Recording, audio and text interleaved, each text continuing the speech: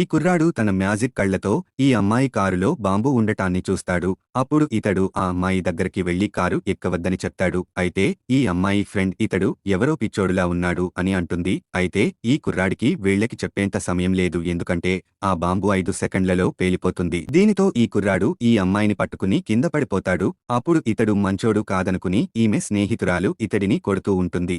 ఇంతలో ఆ కారు పేలిపోతుంది. అప్పుడు ఈ అమ్మాయి నా కారులో బాంబు ఉందని నీకు ఎలా తెలిసింది అని అడుగుతుంది. అయితే 1 గంట క్రితం ఈ కుర్రాడు రోడ్డుపై ఉన్న వేస్ట్ బాటిల్స్ ఏరుకుంటూ ఉంటాడు. ఇంతలో ఒక లగ్జరీ కారు వచ్చి ఇతడిని గుద్దేస్తుంది.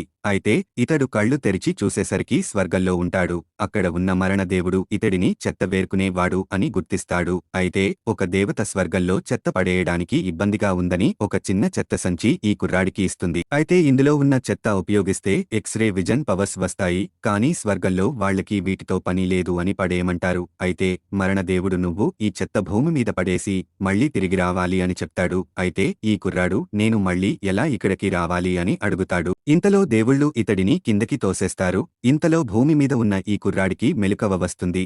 ఇతడు తన సంచి చూసుకోగా కొంత చెత్త మెరుస్తూ ఉంటుంది.